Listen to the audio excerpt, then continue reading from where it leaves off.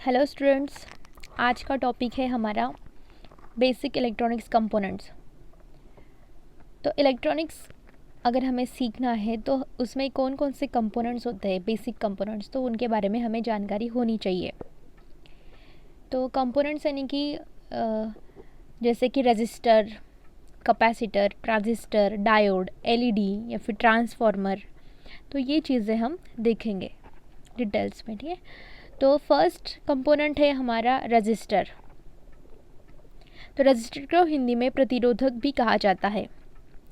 यह इलेक्ट्रिकल का ऐसा उपकरण है जिसकी मदद से हम करंट को कंट्रोल कर सकते हैं। यानी कि रजिस्टर का उपयोग किसके लिए करते हैं, तो इलेक्ट्रिकल करंट को कंट्रोल करने के लिए, जिसकी मदद से हम करंट को कंट्रोल कर सकते हैं। अगर हम रजिस्टर की परिभाषा को देखते हैं तो उसमें भी यही लिखा होता है। तो अब हम उसकी परिभाषा देखेंगे। रजिस्टर एक ऐसा इलेक्ट्रॉनिक उपकरण है जो करंट के बहने की स्पीड को कम करता है। यानी कि इलेक्ट्रिकल सर्किट में अगर करंट फ्लो होता है और हम वहाँ पर रजिस्टर लगाते हैं तो रजिस्टर का काम होगा कि वो करंट का जो स्पीड होता है उसे कम करे, ठीक है, या फिर उसे रोके। तो ये होता है हमारा रजिस्टर का काम। तो रजिस्टर की वैल्यू को हम ओहम में लिखते हैं, यानी कि उसका एसआई यूनिट होता है, एसआई इकाई हम जिसे हिंदी में बोलते हैं, तो वो ओहम होता है। इसका सिंबल यहाँ पर दिया है। तो रजिस्टर एक इलेक्ट्रिकल का एक ऐसा कंपोनेंट है जो कि इलेक्ट्रॉनिक सर्किट में बहने वाले करंट को कंट्रोल करता है। यानी कि यहाँ पर तीन डेफिनेशन जैसी दी है, तीन परिभाषाएं दी है, तो उन सभी में एक ही चीज़ कहा है कि वो इलेक्ट्रिकल करंट को कंट्रोल करता है, यानी कि उसे आगे बहने को रोकता है या फिर कम करता है। तो ये होता है हमारा रजिस्टर का कार्य। रजिस्टर का सिंबल इस प्रकार होता है। हम अगर इलेक्ट्रिकल सर्किट बनाते हैं तो उस समय हम इस प्रकार का रजिस्टर का सिंबल उसमें लगाते हैं। रजिस्टर दिखने में ऐसे होता है, जहाँ पर इमेज दी हुई है। तो रजिस्टर के कुल दो प्रकार होते हैं। पहला होता है फिक्स रजिस्टर और दूसरा होता है वेरिएबल रजिस्टर। तो फिक्स रजिस्टर यानी कि क्या, तो इस प्रकार के रजिस्टर में हम रेजिस्टेंस की वैल्यू को कम ज़्यादा नहीं कर सकते। यानी कि उसके नाम में ही दिया है कि फिक्स रजिस्टर, यानी कि उसकी वैल्यू फिक्स रहती है, वो कम ज़्यादा नहीं होती है। ठीक है, और सेकेंड टाइप है हमारा वेरिएबल रजिस्टर। तो इस प्रकार के रजिस्टर में हम रेजिस्टेंस की वैल्यू को ज़रूरत के अनुसार कम ज़्यादा कर सकते हैं। यानी कि उसके नाम में दिया वेरिएबल, यानी कि उसकी जो वैल्यू होती है वो वेरी होती रहती है। ठीक है, फॉर एग्जांपल हमने 10 किलो ओहम का रजिस्टर लिया तो वो 1 किलो ओहम से लेकर 10 किलो ओहम तक वेरी हो सकता है। मतलब हमें अगर ज़रूरत हुई 2 किलो ओहम की तो हम 2 किलो ओहम पर उसे सेट करते हैं। ठीक है, यानी कि उसकी वैल्यू हम अपने ज़रूरत के हिसाब से कम ज़्यादा कर सकते हैं। तो इसे बोलते हैं वेरिएबल रजिस्टर। तो ये हुए हमारे रजिस्टर के दो प्रकार। अगला कंपोनेंट हम देखेंगे कैपेसिटर। तो कैपेसिटर को ही हिंदी में बोलते हैं संधारित्र। ठीक है, कैपेसिटर एक पैसिव एलिमेंट है जो एनर्जी को इलेक्ट्रिकल चार्ज के फॉर्म में स्टोर कर लेता है। यानी कि कैपेसिटर जो होता है वो एक पैसिव एलिमेंट होता है। ठीक है, तो वो एनर्जी को एज अ इलेक्ट्रिकल चार्ज के फॉर्म में स्टोर करता है। और एक छोटी रिचार्जेबल बैटरी की तरह कैपेसिटर बहुत ही कम समय में चार्ज होता है और डिस्चार्ज हो जाता है। जैसे कि हम बैटरी का इस्तेमाल किस लिए करते, ताकि हम जब भी हमें उसकी ज़रूरत है तो उस समय हम बैटरी का इस्तेमाल कर सकते हैं, रिचार्जेबल बैटरी का। जैसे कि हमारी मोबाइल की रिचार्जेबल बैटरी होती है, जब वो ख़त्म होती है तो हम अपने हिसाब से उसे चार्ज कर लेते हैं, लेकिन वो ज़्यादा समय तक चार्ज होती है। ठीक है, और वो टिकती भी ज़्यादा है। लेकिन कैपेसिटर एक ऐसा कंपोनेंट है जो कम समय में चार्ज होता है और डिस्चार्ज भी कम समय में हो जाता है। यानी कि वो थोड़ी देर के लिए एनर्जी को एज इलेक्ट्रिकल चार्ज के फॉर्म में स्टोर करके रखता है। ठीक है, तो कैपेसिटर की एसआई यूनिट या फिर मात्रक फैरड होती है। इसे एफ से भी दर्शाया जाता है। कैपेसिटर दिखने में ऐसे होता है, जैसे कि यहाँ पर दिया है 2200 माइक्रोफैरेड और वो ये कितने 10 वोल्ट का है। तो ये इलेक्ट्रोलाइटिक कैपेसिटर है, यानी कि उसे 2 पोल है। कैपेसिटर अलग अलग साइज़ और शेप में भी आते हैं उनकी वैल्यू के अनुसार। तो कई कैपेसिटर ऐसे होते हैं कि उन्हें पॉजिटिव और निगेटिव चार्ज नहीं होते हैं, ठीक है। तो वो किसी भी साइड से, दोनों साइड से हम लगा सकते हैं नॉर्मल वाले। और जो एनोड और कैथोड जिसे टर्मिनल होते हैं तो उसे उनकी साइन के हिसाब से हमें इलेक्ट्रिकल सर्किट में लगाना होता है। तो इलेक्ट्रिकल सर्किट में 2 प्लेट्स होते हैं, उन्हें अगर सप्लाई देते हैं तो उन प्लेट के चारों ओर जो है वो चार्ज क्रिएट होते हैं, यानी कि कंडक्टिव पैरेलल प्लेट्स के चारों ओर जो है वो चार्ज क्रिएट होते हैं, यानी कि एक धनात्मक होता है और एक ऋणात्मक होता है। तो वो धनात्मक और ऋणात्मक चार्ज एक दूसरे को अट्रैक्ट करते हैं, ठीक है। वहाँ पर जो है डाइलेक्ट्रिक स्पेस होता है और उससे वो अट्रैक्ट करते हैं इलेक्ट्रिकल चार्जेस। यहाँ पर सर्किट डायग्राम दी है। हम जैसे ही कैपेसिटर को सोर्स ऑफ सप्लाई देते हैं, बैटरी या फिर एसी सप्लाई देते हैं, तो उसमें उन दोनों प्लेट्स को इलेक्ट्रिकल चार्ज मिलते हैं और वो अट्रैक्ट होते हैं, ठीक है। और ऐसे होता है कैपेसिटर का काम। कैपेसिटर का सिंबल यहाँ पर अलग अलग टाइप के दिए हैं, जैसे कि अगर वो नॉर्मल होता है तो इस प्रकार, और इलेक्ट्रोलाइटिक और वेरिएबल रेजिस्टर कैपेसिटर के सिंबल्स यहाँ पर दिए हैं। तो नेक्स्ट इलेक्ट्रॉनिक्स कंपोनेंट से हमारा डायोड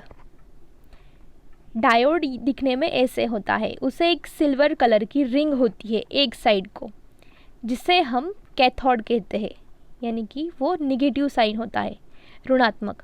और ब्लैक तरफ जो है तो वो होता है हमारा एनोड, यानी कि पॉजिटिव साइन।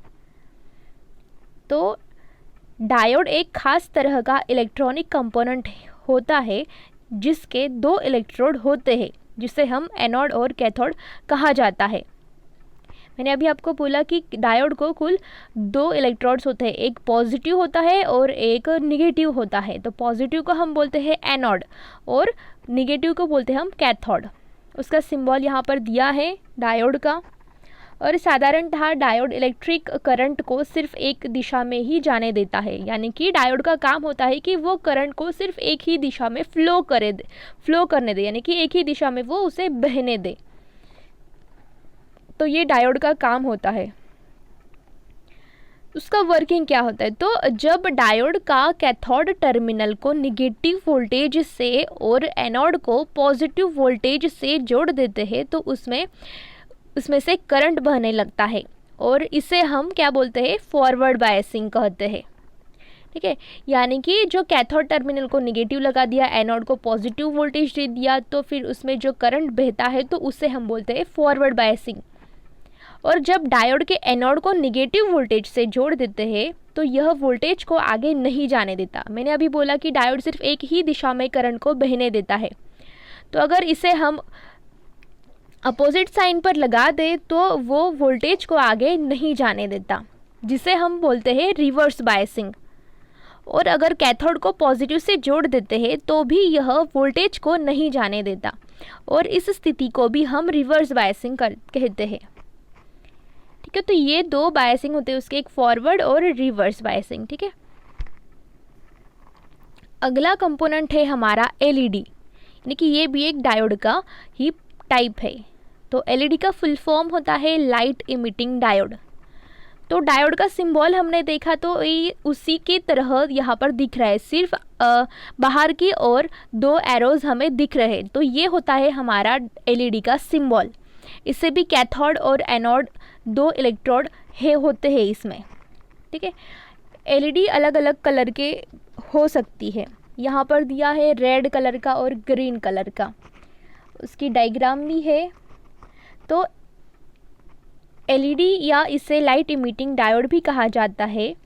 ये एक ऐसा सेमीकंडक्टर डिवाइस है जो कि लाइट इमिट करता है जब इससे करंट या इलेक्ट्रिसिटी पास होती है। तो जब भी हम एलईडी को करंट देते हैं, इलेक्ट्रिसिटी सप्लाई देते हैं, तो ये लाइट को इमिट करती है। उसके नाम में ही दिया है कि लाइट इमिटिंग डायोड, जो कि एक ऐसा डायोड जो लाइट को इमिट करता है, यानी कि रोशनी को उत्सर्जित करता है, प्रकाश को उत्सर्जित करता है। तो ये इस टाइप के डायोड को हम बोलते हैं लाइट इमिटिंग डायोड। ये लाइट को इमिट करता है, इसीलिए जब भी हम उसे इलेक्ट्रिसिटी देते हैं तो वो लाइट इमिट करता है। तो एलईडी की वर्किंग प्रिंसिपल क्या होती है वो देखेंगे। तो एक light emitting diode 2 lead semiconductor light source होती है, तो उसे 2 लीड्स होती है, एक छोटी लीड होती है और एक बड़ी लीड होती है। तो वो सेमीकंडक्टर से बनी हुई होती है। ये एक पीएन जंक्शन डायोड होती है जो कि एक्टिवेट हो जाने पर लाइट इमिट करती है, यानी कि इनमें पीएन जंक्शन यानी कि पॉजिटिव और नेगेटिव जंक्शन होता है। इसमें सेमीकंडक्टर है तो ये पी और एन टाइप का सेमीकंडक्टर होता है, उनमें जंक्शन होता है। तो वो जब भी एक्टिवेट होता है तो वहाँ पर लाइट इमिट होती है। तो जब उसके लीड्स को एक स्विचेबल वोल्टेज सप्लाई दिया जाता है तब उसमें स्थित इलेक्ट्रॉन्स डिवाइस में स्थित इलेक्ट्रॉन्स होल्स के साथ रिकम्बाइन हो जाते हैं। तो पीएन जंक्शन में क्या होता है, इलेक्ट्रॉनिक वहाँ पर होल्स होते हैं और वो दोनों एक दूसरे से रिकम्बाइन हो जाते हैं। तो उसी प्रकार लाइट जो होती है वो इमिट होती है, हम अगर उसे स्विचेबल वोल्टेज अप्लाई करते हैं तो। जिससे वो एनर्जी रिलीज़ करते हैं तो वो फोटॉन्स के फॉर्म में होता है, यानी कि जो भी एनर्जी रिलीज़ होती है तो वो एक रोशनी की तरह होती है। तो रोशनी यानी कि क्या, तो वो फोटॉन्स के फॉर्म में होते हैं, यानी कि छोटे छोटे पैकेट ऑफ फोटॉन्स होते हैं जो एनर्जी को रिलीज़ करते हैं। तो इस इफ़ेक्ट को हम बोलते हैं इलेक्ट्रोल्यूमिनेसेंस, ठीक है। और यहाँ पर लाइट का जो कलर होता है इसे डिटरमाइन किया जाता है सेमीकंडक्टर के एनर्जी बैंड गैप द्वारा। यानी कि अलग अलग प्रकार के लाइट हो सकते हैं, जैसे कि ट्रांसपेरेंट या फिर वाइट लाइट हुआ या फिर रेड, येलो, ग्रीन, ब्लू। तो ये अलग अलग जो लाइट होते हैं तो वो उनकी एनर्जी बैंड गैप के द्वारा निश्चित की जाती है। तो उसकी अलग अलग बैंड गैप यानी कि उसका अलग अलग कलर होता है। नेक्स्ट कंपोनेंट है हमारा इंडक्टर, यानी कि इंडक्टर दिखने में ऐसा होता है। उसकी इलेक्ट्रिकल डायग्राम यहाँ पर दी गई है। तो उसे भी 2 पोल होते हैं। तो इंडक्टर एक पैसिव इलेक्ट्रॉनिक कंपोनेंट होता है जो कि एनर्जी को स्टोर करता है मैग्नेटिक फील्ड के फॉर्म में, यानी कि इंडक्टर भी एनर्जी को स्टोर करके रखता है, ठीक है, बाकी कंपोनेंट्स की तरह, लेकिन वो एक मैग्नेटिक फील्ड के फॉर्म में। और इंडक्टर एक वायर से ही बना हुआ होता है, यानी कि ऐसा एक सर्कुलर शेप ले लिया और उसके चारों ओर कॉपर वायर से उसे वाउंड किया जाता है, तो उसे हम बोलते हैं इंडक्टर, ठीक है। तो वो दोनों जो उसके लीड्स होती है तो उन्हें हम इलेक्ट्रिकल सप्लाई देते हैं और वो वर्क करता है। और वो क्या जनरेट करता है, तो मैग्नेटिक फील्ड जनरेट करता है। जैसे ही हम उसे इलेक्ट्रिसिटी सप्लाई देते हैं तो वो अपने आप में मैग्नेटिक फील्ड को फॉर्म करता है। अगला कंपोनेंट है हमारा ट्रांजिस्टर। तो ट्रांजिस्टर इस प्रकार दिखता है। उसे 3 लीड्स होती है, एक इमिटर, बेस और एक कलेक्टर। यहाँ पर उसके सिंबल दी गए हैं। यहाँ पर 2 टाइप्स के ट्रांजिस्टर है, जैसे कि एक एनपीएन ट्रांजिस्टर, दूसरा है पीएनपी ट्रांजिस्टर। तो ट्रांजिस्टर एक सेमीकंडक्टर यानी कि अर्धचालक डिवाइस है जो कि किसी भी इलेक्ट्रॉनिक सिग्नल्स को एम्पलीफाई या स्विच करने में काम आता है। यानी कि ट्रांजिस्टर का काम होता है एज अ स्विच, ठीक है। एम्पलीफाई या फिर उसे स्विच करने का काम जो होता है वो ट्रांजिस्टर का होता है। तो इसके 3 टर्मिनल होते हैं जो इसे किसी दूसरे सर्किट से जोड़ने के लिए इस्तेमाल किया जाता है। तो इन टर्मिनल को बेस, कलेक्टर और इमीटर कहा जाता है। अगर हम ट्रांजिस्टर को आगे से देखें फ्लैट साइड से, ठीक है, फ्लैट साइड अगर आगे की तरफ हो तो ऊपर से अगर हम उसे देखते हैं तो जो ऊपर वाला होता है वो इमीटर होता है और बीच वाला बेस और सबसे लास्ट बॉटम में जो होता है वो होता है कलेक्टर। ठीक है। यानी कि हम अगर उसे फ्लैट साइड हमारी ओर रखकर ऐसे उसे रख दे वर्टिकल हॉरिजॉन्टल शेप में, तो ऊपर से इमीटर, बेस, फिर कलेक्टर होता है। ठीक है, अगर ट्रांजिस्टर के लीड्स को पहचानना हो तो। ट्रांजिस्टर के मुख्य दो प्रकार होते हैं। तो पहला प्रकार है एनपीएन ट्रांजिस्टर और दूसरा है पीएनपी ट्रांजिस्टर। तो हम पहला प्रकार देखेंगे कि एनपीएन ट्रांजिस्टर होता क्या है। उसकी सर्किट डायग्राम यहाँ पर दी है। वो एक सेमीकंडक्टर डिवाइस होता है। तो जब पी प्रकार के पदार्थ की परत को दो एन प्रकार के पदार्थ की परतों के बीच में लगाया जाता है तो हमें एनपीएन ट्रांजिस्टर मिलता है। तो इसमें इलेक्ट्रॉनों बेस टर्मिनल के जरिए कलेक्टर से इमीटर की ओर बहते हैं। तो जब भी एनपीएन ट्रांजिस्टर होता है तो वो क्या दो एन परतों में उसके बीच में कौन सी पी परत लगाई है, तो इसे हम बोलते हैं एनपीएन ट्रांजिस्टर। वहाँ पर बैटरी सप्लाई दिया है तो वो कहाँ से फ्लो करेगा, तो पॉजिटिव से वो निगेटिव की ओर फ्लो करता है। ठीक है, यानी कि बेस से होकर वो इमीटर और कलेक्टर की ओर बहता है। यानी कि बेस टर्मिनल के ज़रिए कलेक्टर और इमीटर की ओर बहता है वो। ठीक है, यहाँ पर उसका सिंबल भी दिया है। तो वो जो एनपीएन ट्रांजिस्टर होता है तो उसके सिंबल में ये एरो जो होता है वो इमीटर की तरफ होता है। ठीक है, यानी कि कलेक्टर से वो करंट को लेता है इनपुट, और बेस से हम उसे कम मात्रा में वोल्टेज सप्लाई देते हैं और वो इमीटर की ओर बहता है। ठीक है, तो ये होता है एनपीएन ट्रांजिस्टर की सिंबल। नेक्स्ट है हमारा पीएनपी ट्रांजिस्टर। तो उसका सर्किट डायग्राम यहाँ पर दिया है और सिंबल भी दिया है। तो जब एन प्रकार के पदार्थ की परत को दो पी प्रकार के पदार्थ की परतों के बीच में लगाया जाता है तो हमें पीएनपी ट्रांजिस्टर मिलता है। तो यह ट्रांजिस्टर के दोनों प्रकार देखने में तो एक जैसे लगते हैं, लेकिन दिन में सिर्फ जो इमीटर पर तीर का निशान है उसमें फ़र्क है। आप देख सकते हो सिंबल में, जो पिछले वाला ट्रांजिस्टर था तो उसमें नीचे की ओर यानी कि इमीटर की ओर एरो का निशान था, और इस पीएनपी में एरो का निशान जो है वो बेस की तरफ दिया है। तो इसमें एरो का निशान जो है वो फ़र्क है, और एनपीएन में यह निशान बाहर की तरफ है। तो इस बात का विशेष ध्यान रखें कि कौन से ट्रांजिस्टर में तीर का निशान किस तरफ है। इसे याद करने की एक बहुत आसान सी ट्रिक है, आप उसे ध्यान में रख सकते हो। ठीक है, मतलब ध्यान अगर रखना है तो एरो अगर नीचे की ओर होता है मीटर की ओर तो वो होता है हमारा एनपीएन ट्रांजिस्टर, और एरो अगर ऊपर की ओर होता है तो वो होता है हमारा पीएनपी ट्रांजिस्टर। नेक्स्ट कंपोनेंट है हमारा ट्रांसफार्मर। तो ट्रांसफार्मर एक ऐसा डिवाइस होता है जो कि इलेक्ट्रिकल एनर्जी को ट्रांसफ़र करता है एक सर्किट से दूसरे सर्किट में, वो भी मैग्नेटिक फील्ड के माध्यम से और बिना कोई बदलाव के फ्रीक्वेंसी में। यानी कि उसमें दो कॉइल्स होती है, एक प्राइमरी कॉइल और दूसरी सेकेंडरी कॉइल होती है। जैसे ही हम उसे प्राइमरी कॉइल को सप्लाई देते हैं तो वो इलेक्ट्रिकल एनर्जी को ट्रांसफ़र करती है। ठीक है, एक सर्किट से दूसरे सर्किट में वो एनर्जी को ट्रांसफ़र करती है। किसके ज़रिए, तो मैग्नेटिक फील्ड के ज़रिए, वो भी बिना किसी फ्रीक्वेंसी के बदलाव में। इसमें जो इलेक्ट्रिकल सर्किट सोर्स की इलेक्ट्रिकल पावर को रिसीव करता है उसे प्राइमरी वाइंडिंग कहते हैं। यानी हम सोर्स ऑफ सप्लाई कहाँ पर देते हैं, तो प्राइमरी कॉइल को हम सोर्स देते हैं। ठीक है, इलेक्ट्रिकल सोर्स देते हैं। और दूसरी सर्किट जो इलेक्ट्रिकल एनर्जी डिलीवर करती है लोड को, उसे सेकेंडरी वाइंडिंग कहा जाता है। यानी कि हमें अगर कोई लोड लगाना है दूसरी तरफ तो हमें उसे कम ज़्यादा वोल्टेज चाहिए होता है, तो वो जो कहाँ किस पर आता है, तो वो सेकेंडरी कॉइल में आता है, और वो किसको दिया जाता है, फिर लोड को दिया जाता है। तो इलेक्ट्रिकल दूसरी सर्किट जो इलेक्ट्रिक एनर्जी डिलीवर करती है लोड को, उससे हम बोलते हैं सेकेंडरी वाइंडिंग या फिर सेकेंडरी कॉइल।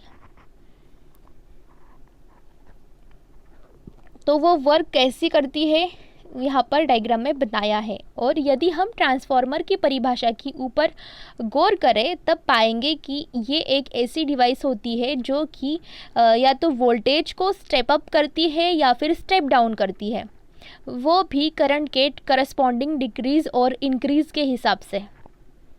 यानी कि ट्रांसफार्मर दो टाइप्स के होते हैं, एक स्टेप अप ट्रांसफार्मर होता है और दूसरा स्टेप डाउन ट्रांसफार्मर होता है। तो अपने हिसाब से हम ये ट्रांसफार्मर जो है इस्तेमाल कर सकते हैं। अगर हमें ज़्यादा वोल्टेज चाहिए होगा तो हम स्टेप अप का इस्तेमाल करेंगे, और अगर कम चाहिए होगा तो हम स्टेप डाउन का इस्तेमाल करेंगे। तो ट्रांसफार्मर असल में एक इलेक्ट्रोमैग्नेटिक एनर्जी कन्वर्जन डिवाइस होती है जिसमें कि जो एनर्जी रिसीव किया जाता है प्राइमरी वाइंडिंग में, उसे पहले कन्वर्ट किया जाता है मैग्नेटिक एनर्जी में और फिर उसे दोबारा रिकन्वर्ट किया जाता है इलेक्ट्रिकल एनर्जी में, यानी कि सेकेंडरी वाइंडिंग पर। तो जैसे ही हम अभी ट्रांसफ़र की जो वर्किंग है वो डिस्कस करेंगे।